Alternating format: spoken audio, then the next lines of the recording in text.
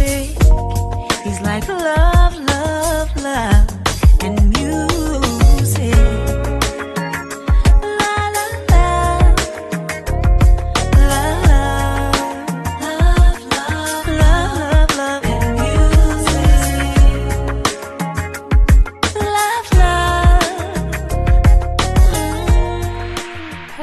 love. Hello, everyone. Thank you for tuning in. I am Jay Lee. This is Jay Lee's Corner. This is our review for The Walking Dead. This is season 8, episode 15. First things first, a lipstick of the night. It is called Love Drunk. It is from Sephora. It is Urban Decay, which I think is funny considering the show that I'm watching where they're all decaying. What's on my damn shirt? So yeah, it's cute. I think it's because I have my robe on. Yeah, I have my robe on, and it's just stuff on my robe. It's a new robe. So anyway, this episode was entertaining, but also shitty.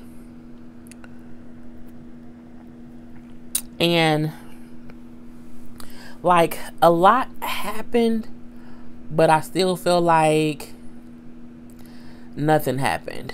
It's the weirdest shit. And you know, people comment on my videos every week and say, oh my god, I hate the show, I stopped watching it, you know, because it got so dumb. And today, as I was watching it, there was one scene and I said, this shit's so fucking stupid, and I'm mad that I'm watching it, and I don't want to watch the show anymore. I swear that's what I said. And then I said, but other people watch our reviews because they hate the show. So I'm really watching this show for y'all. I swear. Because I'm like, I just don't want to watch it anymore. Like, I still record it, and then I'll wait for someone to be like, oh my god, they killed Negan. And then I'll go back and I'll watch. Until Negan is dead, I feel like this show is pointless. I feel like it's just stupid shit, and they mix good pieces into the stupid shit, and we stay for the good pieces, but the stupid shit was what pisses us off.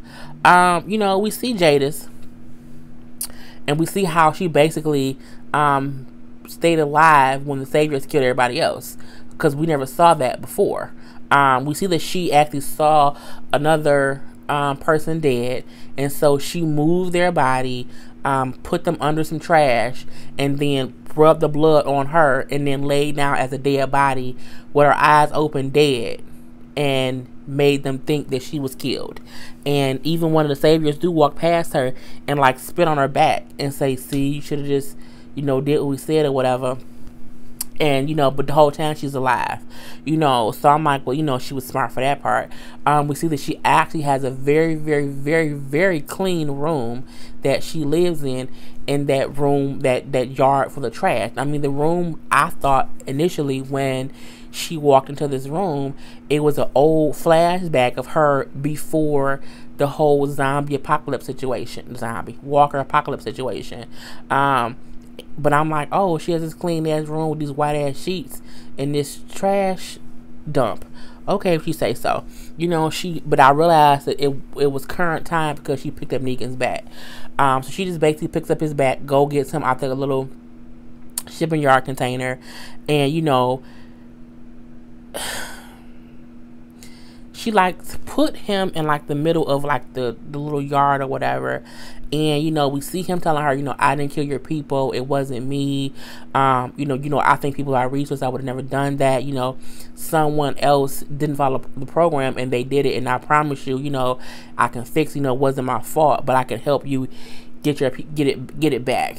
And she acts like she gonna hit him with a bat. Okay, whatever. You know, we even see a small scene with Carol and Ezekiel, where Ezekiel wants to go look for Henry because Henry ass gone, and Carol assumes he's dead, and so she's like, ain't no point in us going to look for that little boy because he dead, so I don't want to go, because the last time I went and looked for somebody who we thought was alive, it was my daughter, and she was dead. So, well, she didn't say that, but that's what we figure out later. Well, I figured out too, but I'm like, it just kind of makes sense.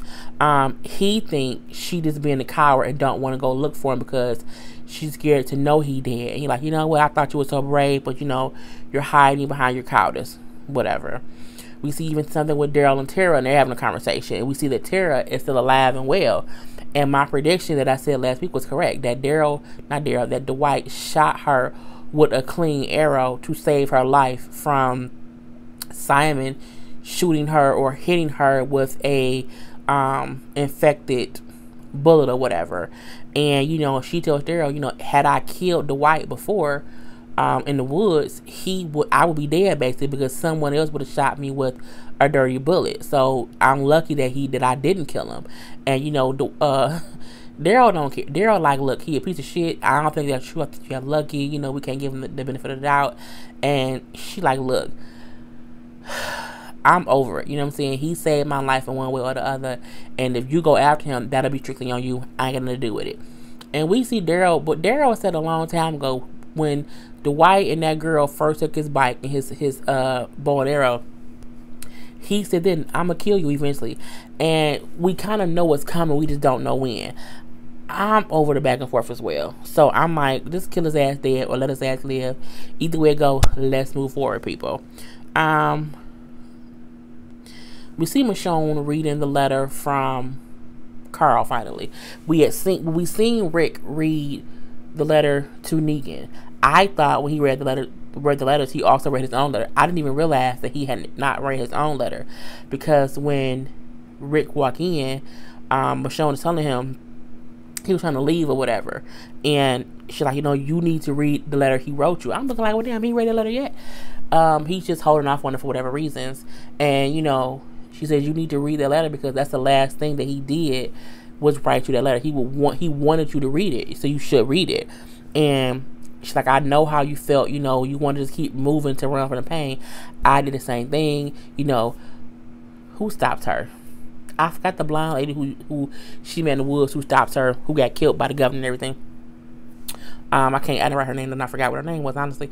But she said, she stopped me, and now I'm going to stop you. So you need to stay here and read it and just be done with it or whatever. So she take his coat, she leave him in the room, and he picked the letter up. And we see him sitting there, but he don't read it. He look, Judith's in there playing. He look at the sheriff's hat, and he pissed, and he just get up, he want to leave. So he go outside, and he starts talking to curly hair, the cute savior, the cute dirty savior. It's the one who really wants to be not a savior. He keep talking to Maggie and stuff, and I feel like in one way or the other, he gonna be Maggie's new love interest some kind of way. I don't know. But yeah, the dirty cute one. I like him. He's cute, but he's dirty. He's a savior. Yeah. But yeah, Rick goes up to him basically asking, where would the people who escaped go? Like, where would they? I want to go find their ass. Where would they go? He gives him a clue about where you can find them at. But he then says, you don't have to kill all of them. Only kill who you have to kill, because you can talk them into coming back. They made a decision. It was just a bad decision, but you can talk them into coming. You can bring them back. And Rick was like, you know what? I could. And he walks away. Cool. We see Morgan is on the killing spree. And when Morgan go on his little killing sprees, I do love it a little bit. Again, this is the good shit mixed up with other bullshit. I like Morgan and Carol's times together. So, he trying to go after the saviors who got out as well. And, he felt like he should have killed them before. Morgan wanted to kill them when they first captured them. He did not want them to come to the compound in the first place. And he felt like because he let them come there, it's a little bit on him to basically kill all of them dead. Carol like, you know what? I'm going to go with you. He like, okay, let's go. So they in the forest walking around, and Morgan think he sees Henry. So he's like, Henry, and they running and chasing them, and so Morgan's running, Carol's running, or whatever, chasing the kid. And I'm like, but if it was him when he answered you, I'm like, he must be dead, because if he is alive, he would just answer you and say what? But we didn't hear anything back.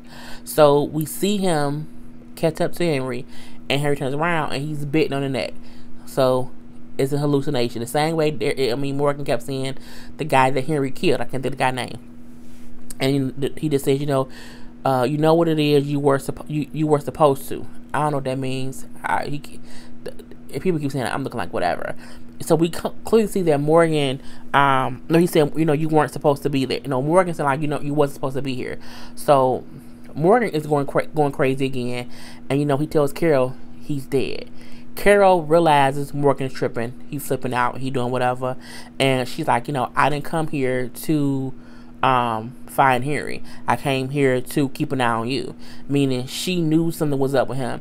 And she didn't want him coming out there and getting all, up in his head.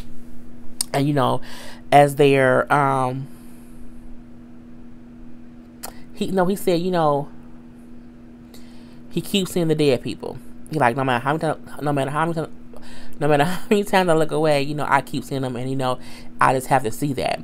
And then as they're walking, they find a walker who's walking, and he has Henry's stick stuck in him. Morgan, that's Henry's stick.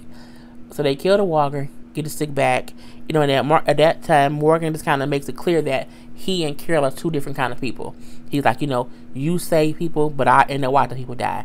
And it's just what I have to do. So, he basically say, I have to go kill them all, and you need to go save people. They two different people. And then he walks off. Excuse me. We see a small scene with Maggie, Daryl, Rita, Merida, and they basically realize that we basically out of bullets, and if the Saviors come back to have a big fight, we don't have enough ammo to hold them off. And they're like, well, maybe they don't have any bullets either, and we can just have hand-to-hand combat. And then Rita's like, girl, they have our bullet maker, Eugene has. So she's like, they can make bullets whenever they want to. So she's like, we need to go find them, or find the place where they can get the supplies to make bullets. Because if we can do that, we can have our own bullets. So later on in the episode, we do see Daryl and Rita find their bullet making facility or whatever, and they're gonna plan to take it down or whatever. I'm like, girl, bye. This is the part where I say it's some fuck shit, and I say to myself, this is really dumb, and why am I watching this show? We can see that Jada says Negan tied up. First of all, I'm looking like you done had Father Gabriel, who was along with Negan. You had Rick, who was along with Negan. At one point, I don't think Ezekiel or Maggie have ever been along with Negan. I don't. But these other people who have been along with Negan, I think even at one point Eugene was along with Negan. All these people have been along with Negan. No one has been able to capture him, but Jadis was able to capture him. Jadis was able to capture him after he was fighting with Rick. Knock him out twice, because he was knocked out once in the car. He woke up and seen her. She then knocked him out again, and now she had him tied up in the girl. I'm like, this is the dumbest shit ever. So she got him tied up, and she was basically gonna burn his bat. I was very confused because she had the bat putting little stuff on it to make it burn. She had him tied up on the little dolly thing on the ground, and she then pushed a weird ass half dead walker in front of him. And I'm like, what the fuck is she doing? So when she walked away, he scooched down because she supposedly left a bag with some flares and a goddamn gun in the vicinity. Really? Really The Walking Dead. Okay. Then he say, I have some flares. I found your pictures. I'm going to set them on fire. Oh, and I have a gun. You might want to come out. At this point, I'm pissed off and I'm frustrated. It was just the stupidest shit ever. I just didn't get it. And I can't remember if she knocked... Did she knock somebody's hand first? She ended up rushing to him. He was shooting a little gun at her or whatever, and she then put the flame out from the torch thing, and then the helicopter flew over above. I'm like, how did the helicopter even know? It was just, I'm like, this is the second time we've seen this helicopter, and no one says, where did your helicopter fuel from and where they come from, who are they, or nothing. But clearly Jadis knew they were coming because she made a trap to put him there so they would come. It was the weirdest shit ever. But they fly away. They don't stay. She then wants to set the bat on fire. Then he goes to say how his wife's name was Lucille, and she had always done things for him and helped him make it or whatever. So that's why he named his bat Lucille. It was named after his wife. And it's kept him safe and all this bullshit. And then when she was gonna burn his bat, he like, please don't do that, because you know, if I would have burnt your pictures, it would have been the same thing. You don't want me to burn your pictures, so don't burn my bat. And then she don't burn the bat. Negan has killed people. He has taken food. He has been a local asshole to everyone.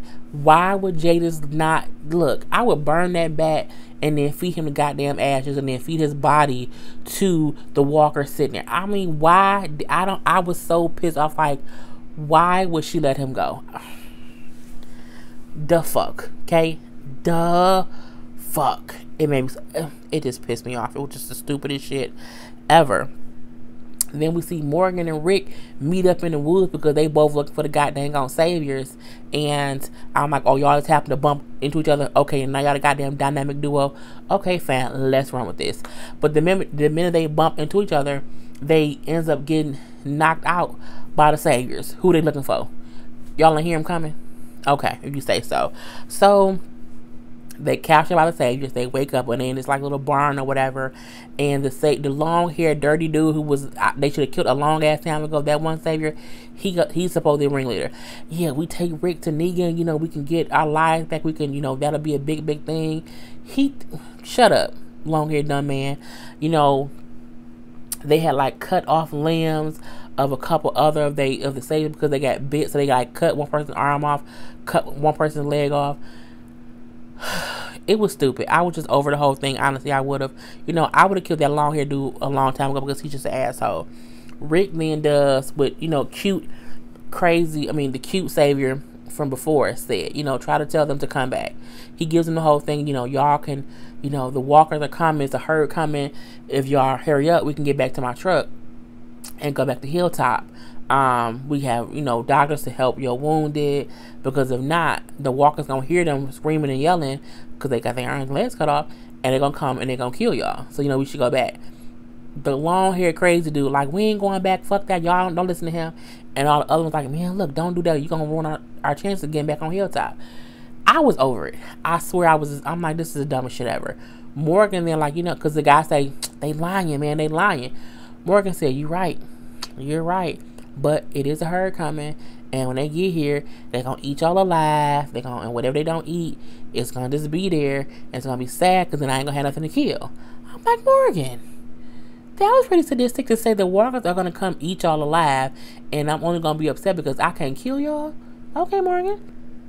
At that point in time, the walkers do come in. And now they try, oh my God, I can't believe it. So like, they're like, untie so that we can help y'all fight them. We can get back to Hilltop. Just trust me, we can get y'all the way out. They cut them loose, whatever. They help them shoot people. They help them shoot the walkers and everything. Then, when they get most of the walkers taken care of, Rick and Morgan start killing the saviors. Like, one by one, looking like, well, God damn it. Didn't see that coming. And I'm like, y'all really want to kill them all. Okay, you see what that's going to be. So we do see the one, because they kill all of them. They really do. They kill all of them. I think one was like halfway dead or whatever, but we then see Morgan going after that one long hair dude who tried to get away. And he running and chasing, they fussing and fighting or whatever. And he finally like get him locked into a cage. And it's a cage where there's a whole bunch of other walkers who walk into him to kill him. And he basically hold the fist closed, and he sit there and like watch the walkers like eat him alive, and then he walks away. I'm like, Morgan, you sadistic person, you. I love you to death though, but you're very fucking crazy. So we then see one of the saviors who's still alive say, but you said, and Rick said, I lied. He's like, but we could have all lived after. And Rick just pick up his gun and shoot him dead in the head. I'm looking like, Rick, you shot that man dead in the head. Carl told you. No, he didn't read that. He only read Negan's letter. Rick is off his bonkers. He's really going crazy right now. He walks out and he asks Morgan, he says, you saved me. Why did you save me? Morgan's like, man, whatever, stop talking about that. He's like, no, that day, I could have died that day on your house, but you saved me. Why did you save me that day? Like, why did you save me? He says, because my son was there. And he walks away. Which meant once my son was no longer around, I didn't have that peace of mind to save people. I kind of flipped that switch. And then we see Rick looking in the mirror, and he's seeing his son isn't there anymore either. And so he's kind of being like Morgan and just killing whoever he don't care. All because his son isn't around. I'm gonna have to wash my new robe so they don't get, well, no, I don't, because I'm in the house, whatever. So, you know, we see that whole part. Then we see Negan with a damn leather jacket on and his back. I'm looking like, Jay, did you get back the man back his back and his leather jacket? This is the bullshit. And, you know, he do ask Edith if she wants to come with him, saying, you know, she can come and they can start a new program or whatever. And she's like, no, the same, you know, that's the same thing under you. No, you know. And he says, oh, okay, you know, I'll come back, and hopefully when I come back, you know, he said, I'll come back and check on you, and maybe, you know, you'll want to share some stuff then. And then he leave her there all by herself. And she's looking at her pictures that he didn't burn. I'm like, it was just bullshit. We see Carol walking back to the goddamn on hilltop, but she she like seen like a bloody, maybe piece of outfit or whatever, and then she hear Henry screaming out for help. I'm like, you just happened to come upon Henry. So we see Henry is actually like stuck underneath like a tree, branches or whatever, and it's about 4 walkers trying to get into it, but he's like stuck in there, and he's screaming for help. So Carol runs, helps him, kills the walkers, and she gets to him and she says, you know, I was wrong. I was so wrong. I'm sorry I was wrong. I guess she said she was wrong. He was dead. He wasn't really dead. And luckily, she came out and she found him, because he would have been dead had she not done that. You know, we then see her walking into Hilltop with Henry. And, of course, Ezekiel is ecstatic because like he thought that she was scared, and she really wasn't. She then goes to the story of, you know, I lost my daughter, and, you know, after she died, you know, it changed me. I think it was more of a thing of, we went looking for my daughter and she was dead, and then, so it's just things about me that it's just different. But, you know, he kind of get where she's coming from, or whatever. We then see Rick and Morgan walking in. Morgan is shocked to see Henry alive. Like, he sees him, and he looks at his neck to make sure that it wasn't a real bite, and he like touches him to be sure that it was like he was real. And then, you know, he tells him, you know, I killed the man who killed your brother. You know, I killed him. And then Henry says, I'm sorry. Excuse me. I'm sorry. And then Morgan says, you know, never be sorry. You know, don't ever be sorry. So then Morgan walks away, and he goes, he sit and he cries, because I think in his head he like, I saw him and thought he was dead and kind of wanted to leave him for dead, and he wasn't dead. So he just has this inner thing going on with him. We then see Negan driving down the road in a car. Okay. How he found a car on the road? Okay, whatever. And he stops and he sees someone. He says, well, you look like a pile of shit or whatever. Get on in. We don't see who he has get in the car. However, I think the person who he had get in the car was that lady who know that Dwight is dirty. That's who I think, because that's the one person we haven't seen since she escaped, and that's the one person that Dwight was worried if anyone had seen her. So I'm looking like, of course, that's probably who it is, because who else would he have seen who we didn't know was alive that is basically missing? So that's what I think it is. He then goes back to the, you know, to the compound, and the gate guards is like, we thought you were dead. He's like, yep, I'm full of surprises. I got all kind of surprises. He's like, well, don't tell anyone that I'm alive. You know, I want it to be a secret.